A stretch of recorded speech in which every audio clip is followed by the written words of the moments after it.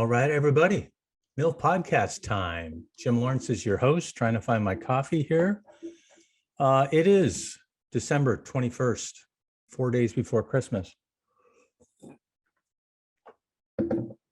And with the Omicron or Omicron, depending upon how the Greeks used to say it. Of course, they used to say it in Greek. Yeah, I'm not sure if people are getting together this year or what's happening. I'm here with my mom. Going to spend Christmas with her in view of Dad passing away in August. Won't be able to see the daughters or the grandkids this year, which is a little sad. Yeah, but we've been told to kind of, at least in Ontario anyways, to stay in groups under 10. And that's only vaccinated people, I think. They might have included unvaxxed on that. So it's interesting to see the decisions that people make this year, because obviously last year, Christmas effectively got canceled for a lot of people. And because of travel bans in various countries around the world, some families have not been able to get together for a couple of years. The good news on Omicron is it looks like it is very mild, highly transmissible, 70 times more transmissible than Delta. And the reason behind that is if you delve into the data a little bit, what you'll learn about Omicron is that it primarily replicates in the upper bronchus, which is the tubes that lead into the lung, and in the upper respiratory tract. So that's where it's hanging out. That's where it's multiplying. Because of that, when you expel through breathing, cough, or sneeze, you're actually sending a lot larger volume of virions out there, the actual virus itself. So that's what's making it more transmissible. The reason why it's ramping up so quickly is it looks like the typical incubation period for wild type alpha, beta, gamma, delta was about 5 days. This is about 2.5 days. So when you get it, you actually, because you're pre-symptomatic, you're actually able to spread higher volumes of the virus earlier. And I want to differentiate between pre-symptomatic and asymptomatic. Okay, there's a fucking difference. Everybody's been going around saying you can spread the virus when you're symptomatic. No, you can't, at least not very much. You can spread the virus and do end up spreading most of the virus, depending upon the type, when you're pre-symptomatic. And obviously when you have symptoms, because when you have symptoms, the viral load is high enough that your body is having to deal with it on a large scale, which means you have enough virus to be able to share with other people. The other thing about, excuse me, Omicron is that because I mentioned it primarily replicates and stays in the upper respiratory tract, it's going to be less virulent, less pathogenic than Delta, because Delta was primarily in the lung tissue, and that's why it caused so many deaths, so many bad outcomes. It would create pneumonia. It would create cytokine storms where, in effect, the body's immune system would go in and actually destroy all of the lung tissue. People would have to get put on ventilators. Not a lot of fun.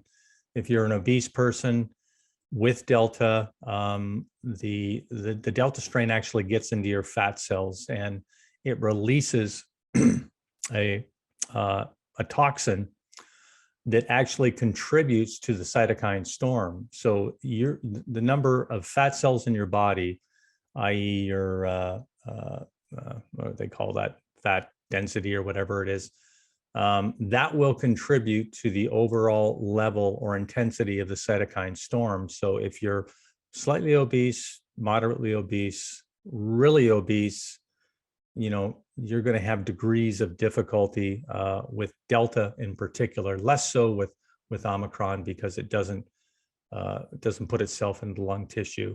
And I don't think it releases the toxins to the same level that out of the fat tissue that Delta does. Okay, that's the COVID update. What's going on in the US? Oh, Build Back Better, BBB, Better Business Bureau.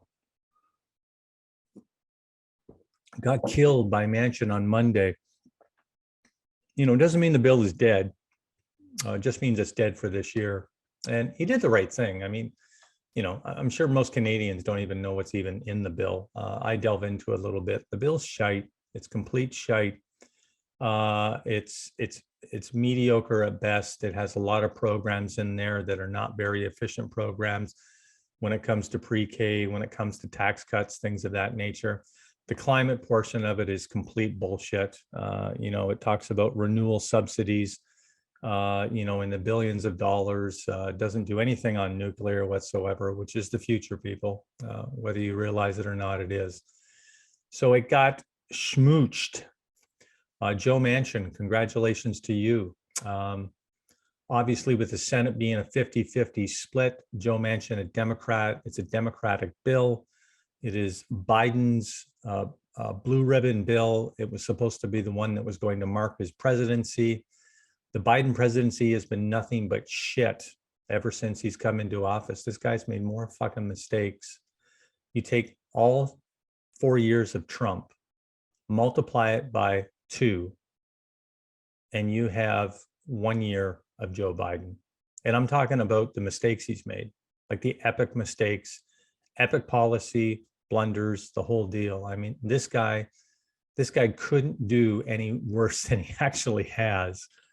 So the bill got killed. It'll be resurrected again in the new year. And of course the progressives on the Democratic side are coming out and they're slamming Manchin because originally the BBB was tied with the infrastructure bill. Progressives wanted to keep it that way, and then they split them out on the promise that they would look at the Build Back Better. Joe Manchin has said the entire time, unless it got below 1.5 trillion during the entire run of the bill, okay, the cost of the bill, because some of the programs in there are only supposed to run for 2 or 3 years. But if it's one thing you learn about government, once they start a program, they rarely cancel it. So the true cost of the original $3 trillion Build Back Better would have actually cost about $10 trillion over its lifetime. The fucking Democrats don't tell you this. They don't tell you the actual cost.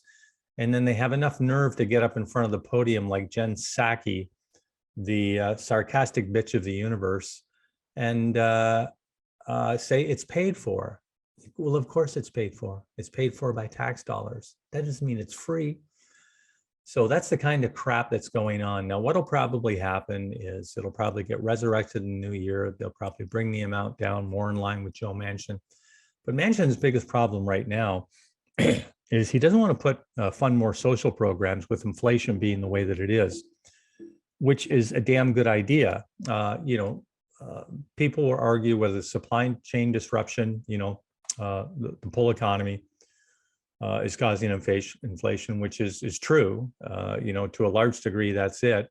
But the amount of money that's been poured into the economy has something to do with it as well. Now, people would argue that that's just replacing lost wages. And yes, to a degree it is.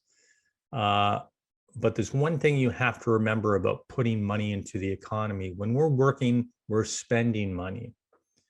When we're not working and we're getting the government check, okay, even though it's replacing the wages, we're trying to save as much of that as we can because we don't know what the future holds.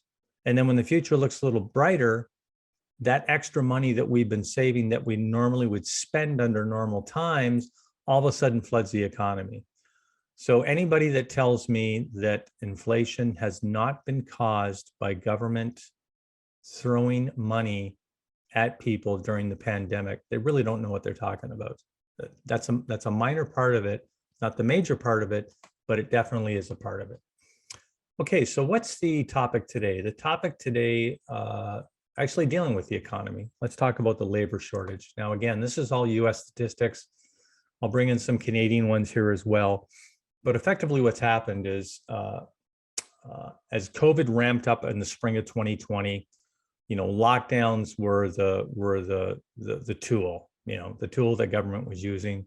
140 plus studies have shown that lockdowns are either really ineffectual or not effective at all.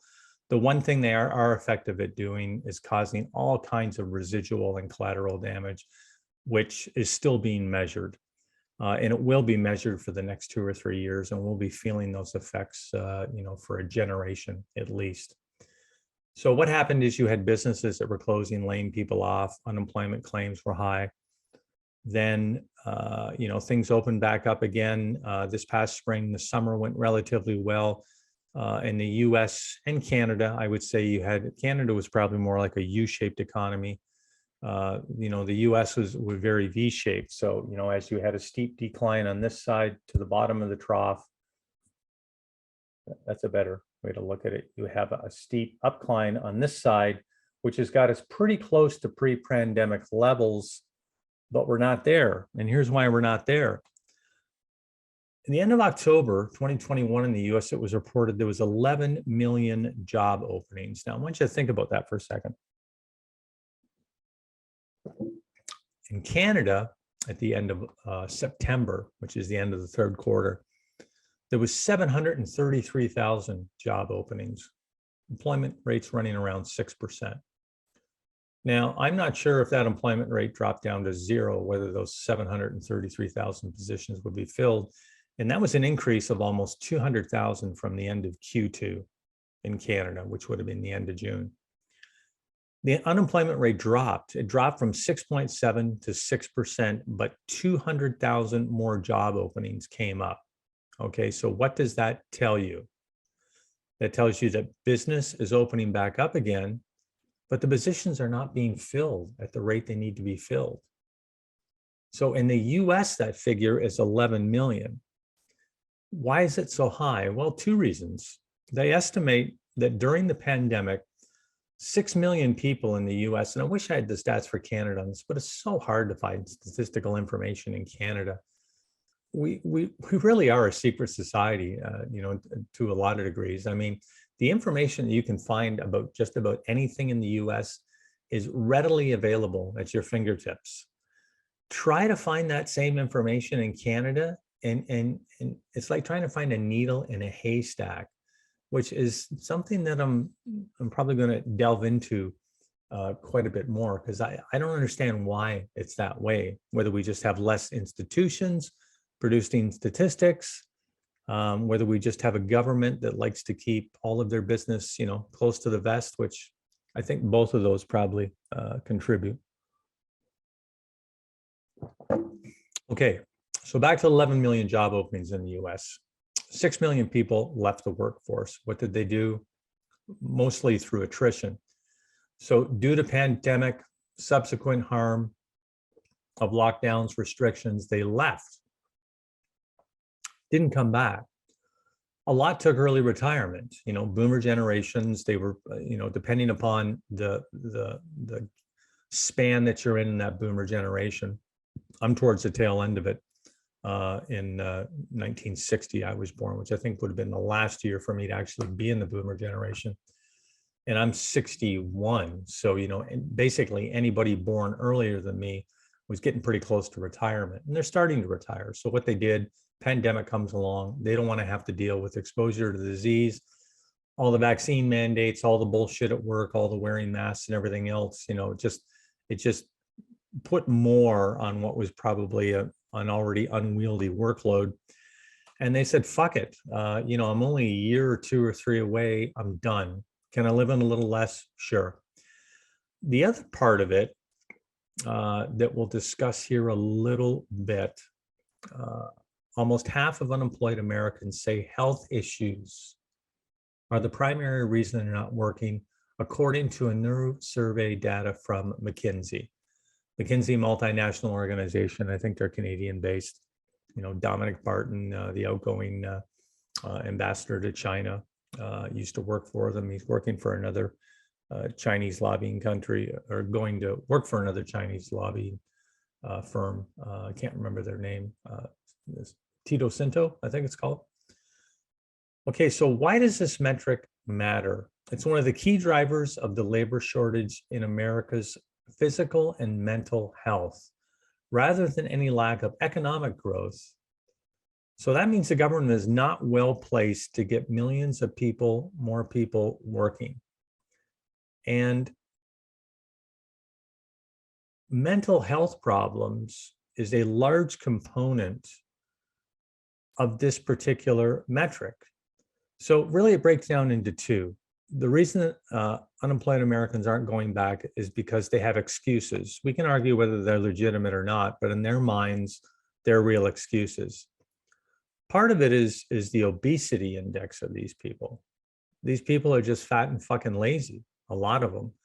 And because they found themselves into bad eating habits, no exercise, lounging around, playing video games, living off a Kraft dinner in mom's basement, they gain weight, they're not motivated, and then next thing you know, they have diabetes or pre-diabetes, which is a terrible issue to have, but it's primarily caused by inflammation due to insulin resistance.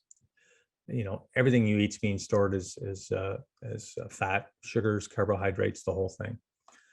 The other half of it is the mental health problems, which I can sympathize with to a degree, because if I would put this pandemic mentally for me has just about been nothing. It's mostly because of my situation. Have I had loss? Yes. Lost my dad this year, lost my brother last year. Not due to COVID, but obviously things are amplified when you're in the middle of a pandemic like this. But for the most part, it really hasn't impacted me a whole lot. But I've got years of experience behind me as well, too, right? If I was 18 to 25 and I didn't have a lot of experience, which typically a lot in that age group don't, and the pandemic comes along, I mean, it would hit that group a lot harder just because they have less lived experience and are a little more ill prepared as to how to deal with it mentally. So mental health problems have reached epidemic proportions. American Opportunity Survey said that polled 5,000 Americans found that 37% of them had been diagnosed with mental health issues or sought treatment for their mental health. Anxiety, depression, suicide, suicide metric in Canada and the US, and I'm sure other parts of the world is gone through the roof. Domestic violence, things of that nature, which, are all mental health problems.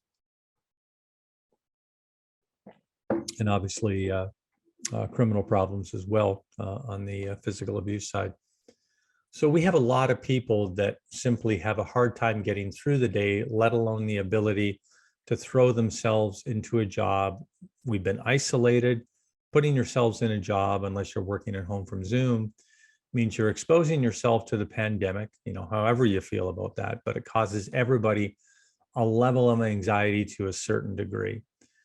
And they're mingling with people again. A lot of us have forgot our social skills. It's something that we get back quickly, but it can be a pretty daunting task for a lot of people, especially younger ones who maybe don't have a lot of confidence gained through life experience to be able to go through that and do that. So let's read into that survey a little more.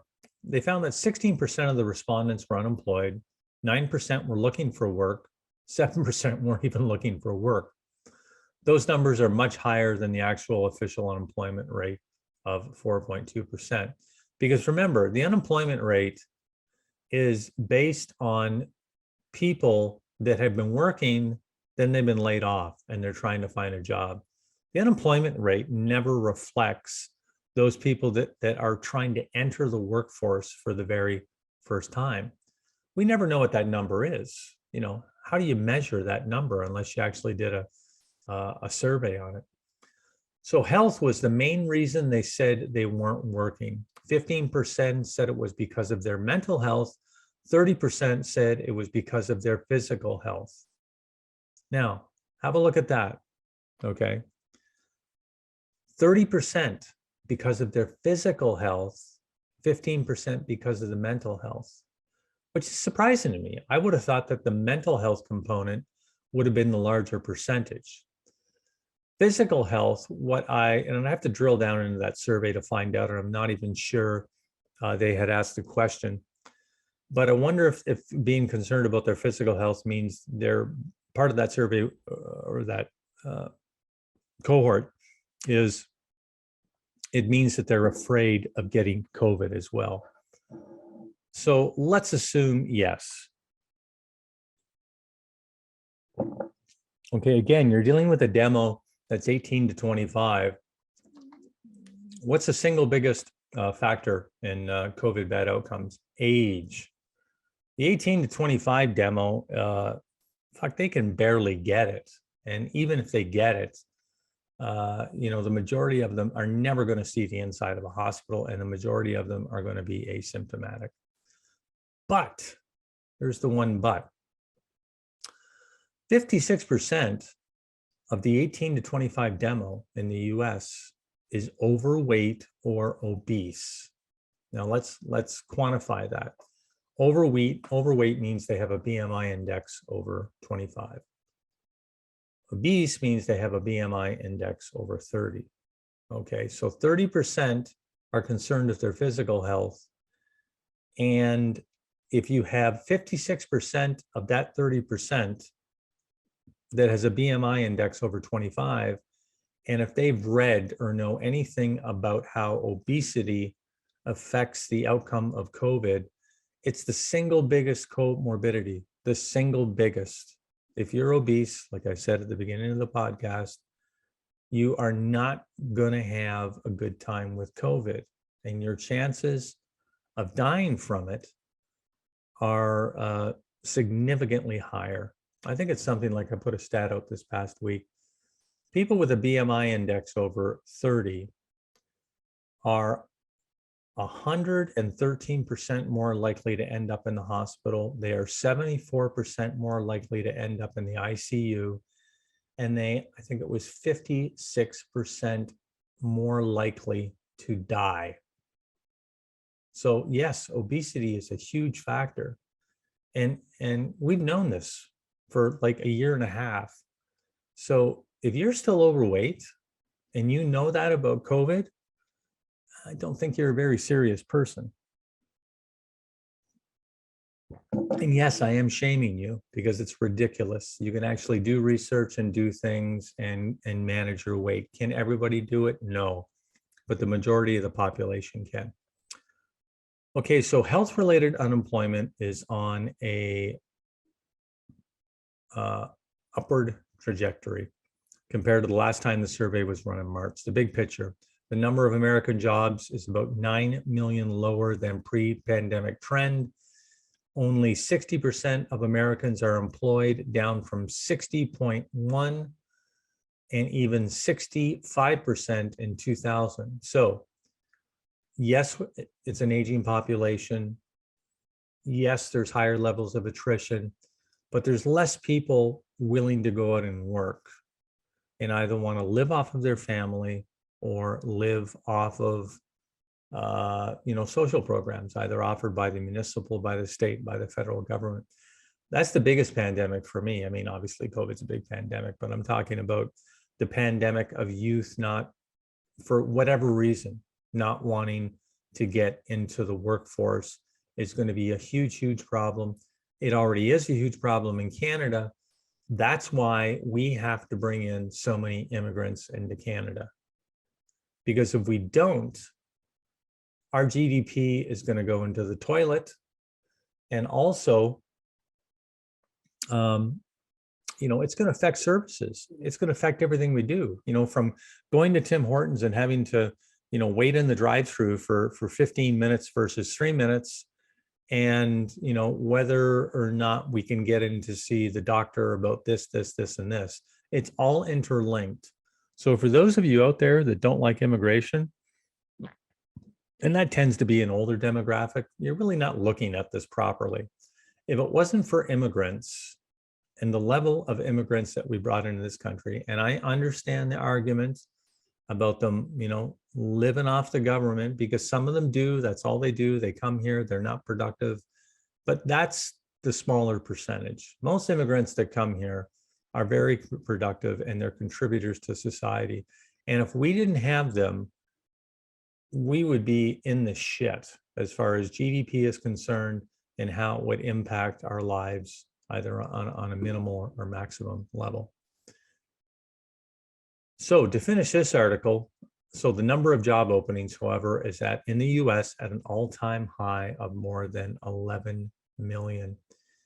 You can, in the US, I think I mentioned this in the podcast, LA County, which is losing people left, right, and center. And that's for a couple of reasons, because they've had hard lockdowns in LA. People are moving out of LA County.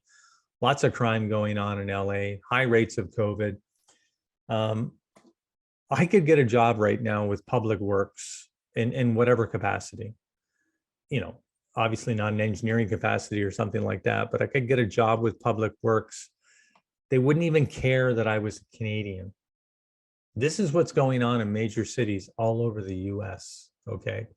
Not in every one of them, because, and I'm not saying they would look past the fact that it would be an illegal hire. They've created programs within their hiring to allow me as a Canadian to work in the US without having to apply for a visa. This is what large municipals are doing down there. I'm not sure of the legality of it. And I would expect that it would have to be legal or the municipals wouldn't be doing it. But that's how desperate they are. Something like 15 million undocumented immigrants in the US can go and can get jobs, pick their job, you know, depending upon their skill set, obviously. And the wage that they're going to be making, because wages have grown, you know, businesses know that the job pool is small, they're drawing from a small pool, so they have to incentivize people to come. Part of that is incentivizing is higher wages along with other perks.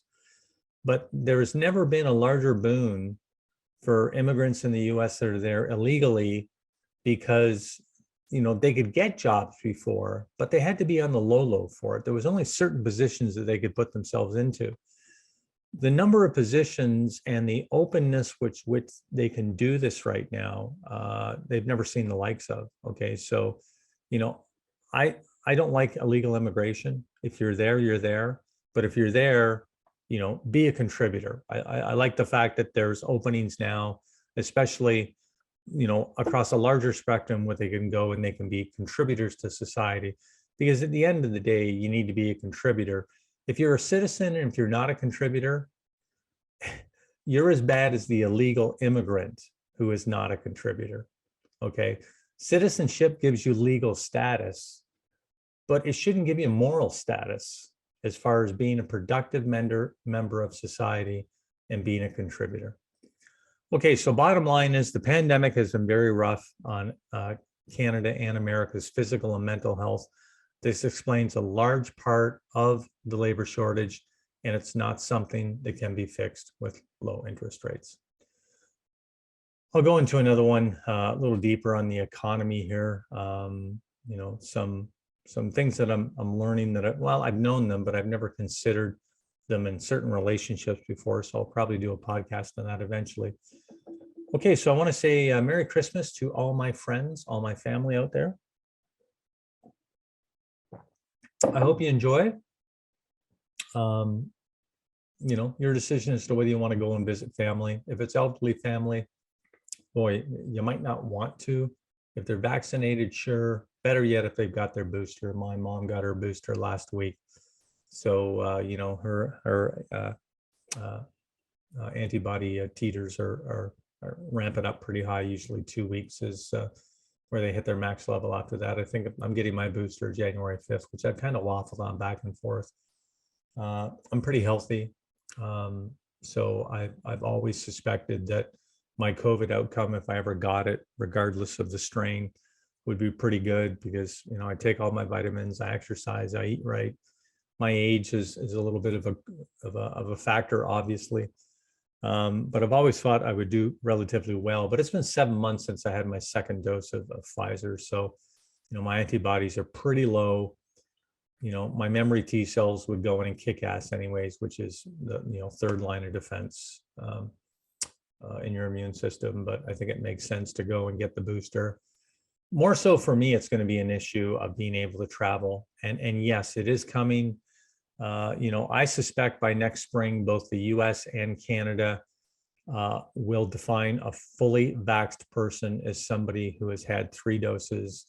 And it's going to be a lot easier to travel back and forth between US and Canada, which I do, and to other countries if I have the 3rd dose, because that is coming. It's not a question of if, it will happen, and it is coming. And it makes sense for certain demos to get the booster as well. Okay, so Merry Christmas to all. Hope you've enjoyed the podcast. Hit like, hit subscribe. Enjoy the season as much as you can. And I'll come at you again next week between Christmas and New Year's with another podcast. Jim Lawrence signing off. Me, I Like Facts, the M.I.L.F podcast. Have a great day. Bye-bye.